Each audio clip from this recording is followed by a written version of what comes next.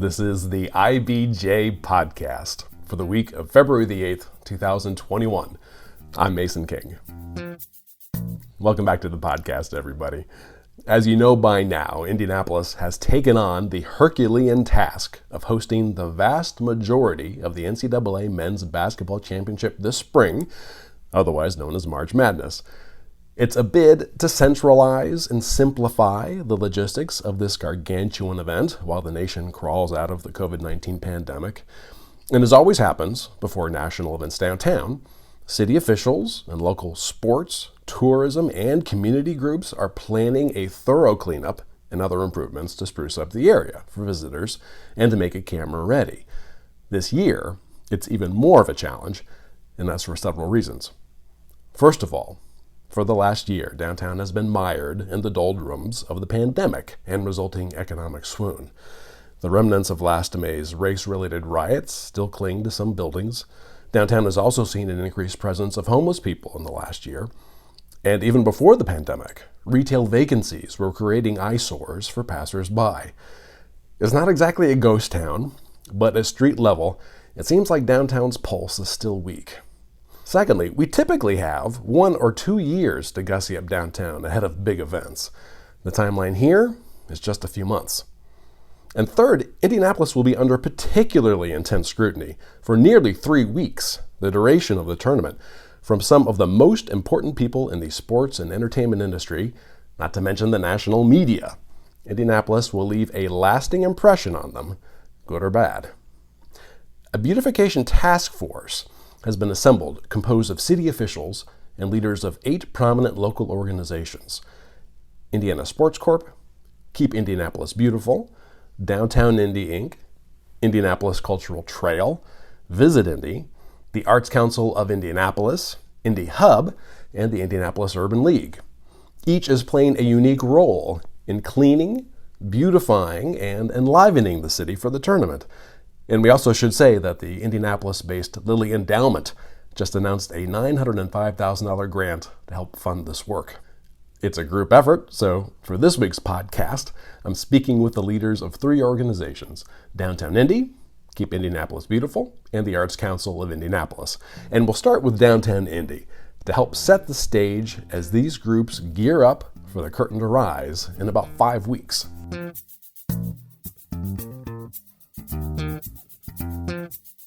For our first guest, I'm pleased to welcome Bob Schultz, Senior Vice President of Marketing and Events for Downtown Indy Inc. Thanks for making time for us today.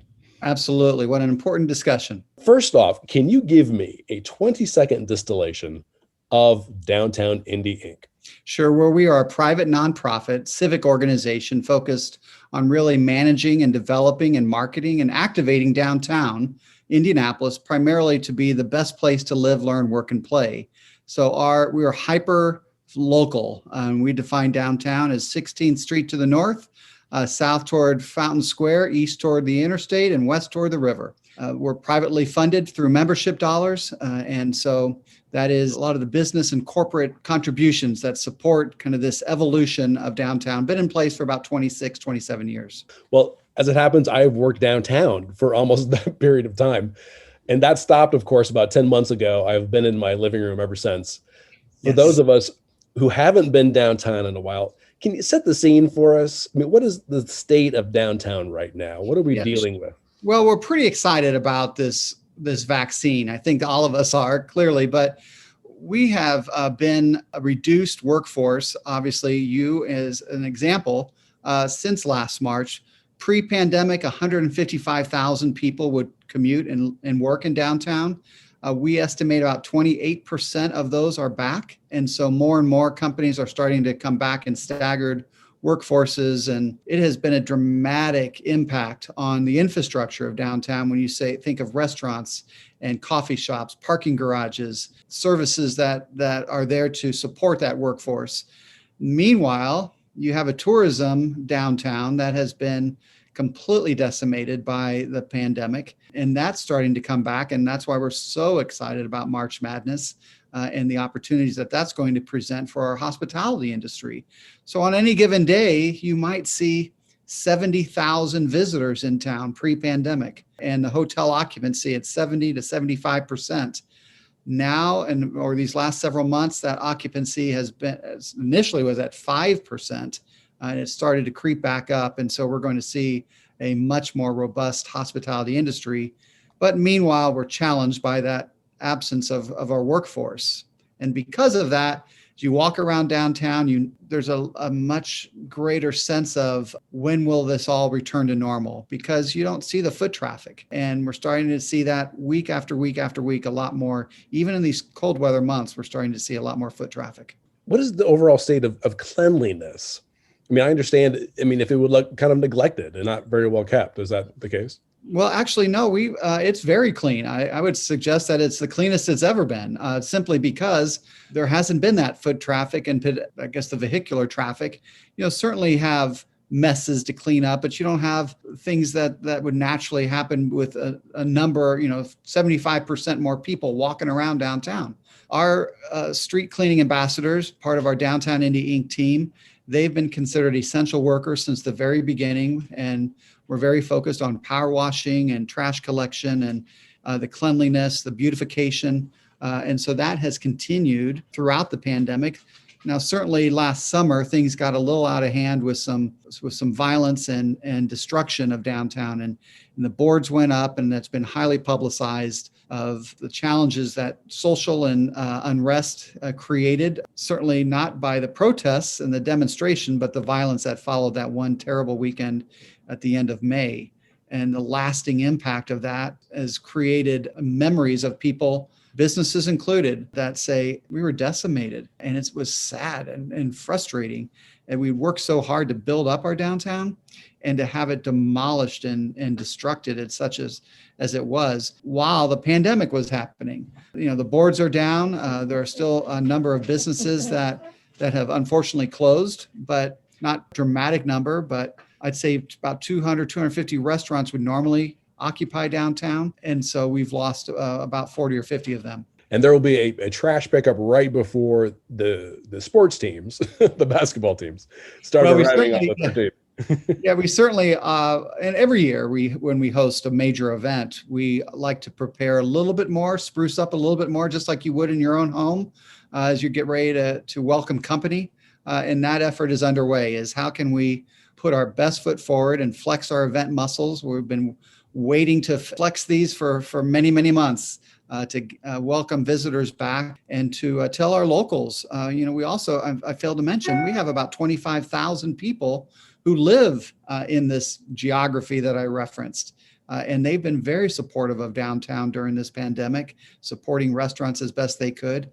But they appreciate and certainly deserve a clean space and place year round. Just now that as we welcome visitors, we just want to go through a little more of a punch list and make sure if there are problem areas or challenged areas that those are attended to. Do you have a sense yet of what's on the punch list? Well, you just look at, you walk around with a white glove, the day-to-day trash that's sometimes left behind by some of our homeless community. And so they're challenged because the shelters are, due to COVID, can't take as many of them. And so there's been some highly publicized visuals of homeless individuals on our streets and some of the trash that's left behind when good intending groups come down and feed them and leave just a barrage of food and food containers that may or may never be used by our homeless community. And that's where, when people have come down and we've seen some pictures posted on social media of just filthy messes, that's what needs to be attended to, and make sure that those areas do not go unattended even for a weekend. What do you guys have planned for Georgia Street? Well, we're starting to see what plans can come together. So Georgia Street was obviously designed and developed as a pedestrian thoroughfare between significant sports venues of Bankers Life and clearly the Convention Center and Lucas Oil Stadium.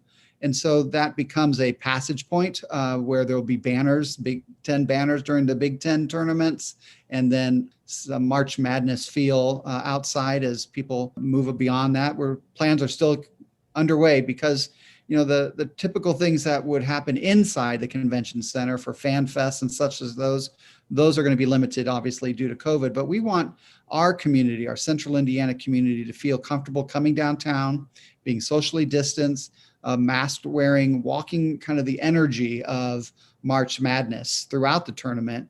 And so we look at Georgia Street, you look at Monument Circle. Every night on Monument Circle, we'll be putting on a basketball themed video and light and audio presentation that tells a story of basketball being born and having grown up in Indiana and the energy that comes from basketball, just to capture not only what is happening with our visitors, but all of us can relate to that, being in Indiana and putting a basketball in the hand of a toddler all the way up to the championship. And I think that's what the video presentation is going to present.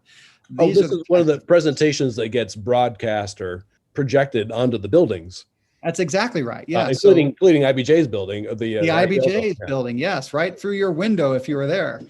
So we pulled the shutters on those. Yeah, those shutters work well on that IPL building, and yeah, so it's just a state-of-the-art light, sound, and video projection technology that was installed just before we went under COVID, and we've been able to utilize that technology to memorialize Officer Breanne Leith. We have focused on the energy of unity around the COVID response. Certainly motorsports and holidays, we had that kind of experience going on. And now we'll have basketball. So very, very energizing feel, contributing to the kind of the patriotic presentation we do every night to recognize our veterans, but then also now this basketball themed presentation. Well, I'm sure that we're going to be checking in several times before March 13th. So Yes. We'll leave it there and look forward to talking to you soon. Thank you very much.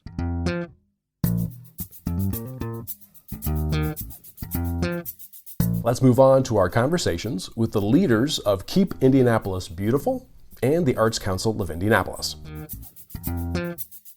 For our next guest, I am pleased to welcome Jeremy Kranowitz, who's president and CEO of the not-for-profit Keep Indianapolis Beautiful. Thanks for making time for us today. I'm delighted to join you. Thanks, Mason. First off, can you give me a 20-second distillation of Keep Indianapolis Beautiful, realizing that it's kind of encoded in the name? What does KIB do to keep Indianapolis beautiful? So KIB is a over 40-year-old environmental nonprofit in Indianapolis. We do three main things. One is we work with thousands of volunteers across the city to pick up litter and keep our streets clean. We plant thousands of trees every year on behalf of the city. And the third thing that we do is we create pockets of joy, small green spaces or pocket parks throughout the city to make the city more beautiful, cleaner, and greener. So we've already heard from Bob Schultz of Downtown Indy about what that group has planned for the Mile Square. Now, my understanding, tell me if I'm wrong, is that KIB is focused on the places outside of downtown where visitors are most likely to be, or where maybe they're most likely to see from a passing vehicle. Is that right? So that's right. We actually are focused on all of Marion County, but in particular, as we're thinking about efforts around this spring, the handoff tends to be that Downtown Indy focuses in on the Mile Square, and then we look at opportunities beyond that. And then for specifically to get ready for this basketball extravaganza, my understanding is you will oversee trash pickups, for example, on the thoroughfares and the neighborhoods between downtown and the two main venues on the north side, Hinkle Fieldhouse at Butler and Indiana Farmers Coliseum at the Indiana State Fairgrounds. That's right, Mason. So we really were thinking about what opportunities we could pursue. One of the things that I'm really excited about is that we're in conversations about planting 68 trees, one for each team. We'll see how the trademarks work out, but we're playing around with ideas like calling it a Final Forest. But it will actually be planted. The trees will be planted very close to the Butler campus, so right around that same time at the end of March, on the March 20th. And then we are still working out details, but we'll do potentially up to 3 different neighborhood cleanups, working with volunteers and with the local leaders that we have throughout the city called our Adopt a Block captains. So thinking about those routes that, as you said, will connect downtown up to Butler and up to the Coliseum.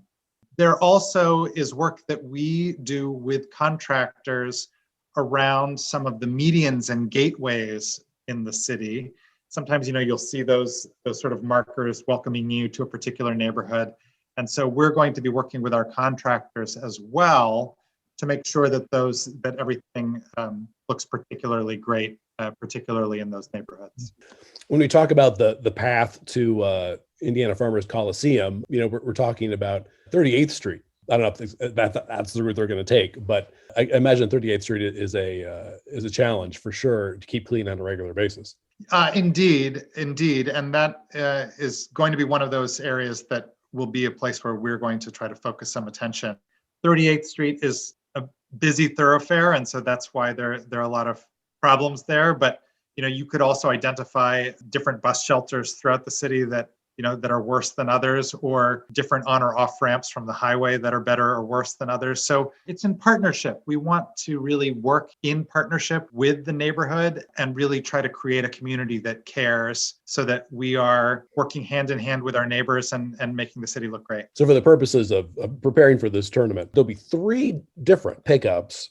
Why 3? The key is that we are just trying to figure out how many volunteers we can rally in a very short period of time. We were having conversations with some of our other peers with civic leadership organizations, and they said, if you were normally going to be doing an event of this size, you would have 2 years to plan, and we have 2 months to plan at best. And so, we feel confident that we can rally volunteers, because we're looking to try to turn out about 125 folks in total, and feel confident that we can raise that many folks in a short period of time to come out and help out. Certainly, if folks want to come out and help us, there's that opportunity. So they can go to kibi.org/volunteers. Well, best of luck to you guys. And we'll check back with you maybe in a few months towards the summer about what else KIB is doing in Indianapolis. That's great. Thanks so much, Mason. And thanks for covering this important story. We're excited to be part of it.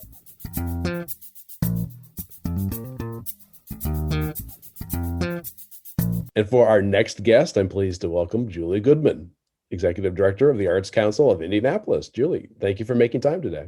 Well, thank you. It's great to see you. First off, as I'm asking everybody, please give us a 20-second distillation of the mission of your organization. For folks who aren't familiar with the Arts Council, what does it do?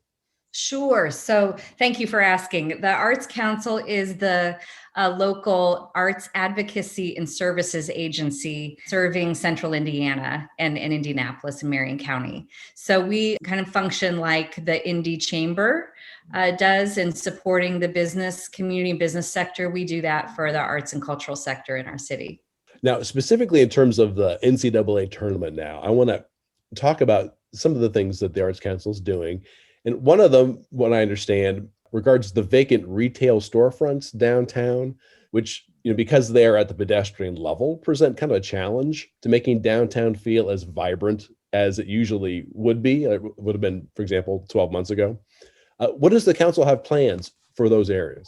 There's a local community committee, the Final Four Welcome Committee, which was chaired by my colleague, Shannon Linker on our team, has been meeting for about a year, thinking about what it would look like to do some community engagement around those series of events when it was the Final Four. And now, of course, that scale has changed, but we're really building on a lot of the very good ideas and inspiration that committee had.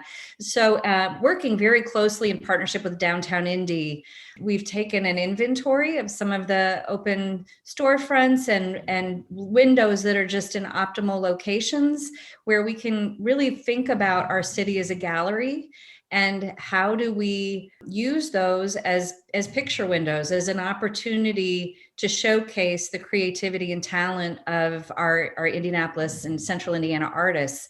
So some may be familiar with a program that we operate. It's the High Art Billboard program that we do with Reagan, and we feature artworks on billboards all around the city. And we're taking a similar kind of approach where we're putting out a call today for artists to submit artworks that they would like to be considered, and we'll be curating an exhibition of these works and doing high quality digital reproductions, so kind of vinyl digital reproductions in these storefronts. And so it'll really be a beautiful exhibit of some of the amazing artwork. It will be an exhibition that will be flexible. So we'll be asking for it to stay up certainly throughout the month of March, but it's available to stay up longer as it's helpful to our current situation.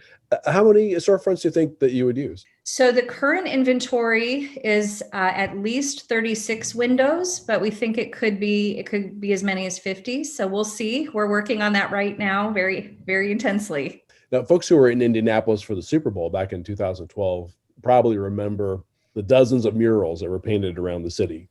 And I understand we'll see something similar for March Madness, though maybe not at that scale. There will be we're calling them court murals right now, and I'm sure we'll have a different name for them when it's all rolled out. But there will be 4 installations around downtown that are new works, original murals that'll be commissioned that are kind of 10 by 10 space where there will be representative of basketball courts. And so those will be also throughout the downtown area. And those are new works that are being commissioned as a part of this. I understand the Arts Council also is partnering with Indie Music Strategy, which is an organization I wasn't familiar with, to bring musicians and poets, dance troupes, other performers downtown. How would that work? That's right. So in addition to the visual art components of this and the public art components of this program, engaging our performing artists is a significant part of this. And so Indie Music Strategy is an initiative that was kind of rooted in the chamber and Musical Family Tree. Another local partner has been a big part of that, but it's really been a coalition of partners who've come together to work on opportunities to really grow our music economy in Indianapolis, to celebrate what we have and also to support and strengthen infrastructure and policy and opportunities to support our musicians in the city. So this is a perfect moment to bring all of those partners together who've been working and investing in that strategy and the research that's gone into it, and showcase the performing arts talent that we have in Indianapolis. So we're working very closely with the Cultural Trail. They are a very key partner in this. We're going to be hosting pop-up stages in strategic locations along the trail, as well as working with the city in the public spaces that we have. So Georgia Street and Luger Plaza and the Circle, and so we'll be presenting Indy's, a showcase of indie talent. It'll be musicians, it will be our poets and spoken word artists. There will be dance performances. We wanted to really show the range of talent that we have in Indy. So how much of a challenge is it to get all of this done before March the 13th? Well, it's ambitious, but we've learned a lot in 2020. And one of the things that we've learned is, how to adapt and adjust, and that expectations of timelines are completely new today. We can do things in all new ways and all new timelines than we ever imagined. So it's ambitious and it's going to take a big team. It's a big collaborative effort. So we will be engaging, again, the Cultural Trail, all of the civic partners. And this opportunity is going to result in about 300 paid engagements for artists and creatives in our city. It is very significant in terms of what we hear through all our work with our artists and, the contractors, and so many of them, almost all of them, have been impacted by this and have been, what they want more than anything is to be paid to do what they do.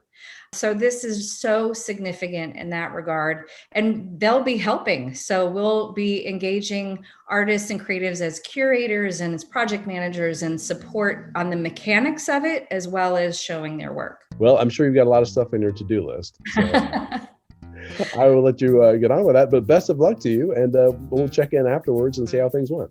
Thank you. Yeah, well, we'll see you out and about in March.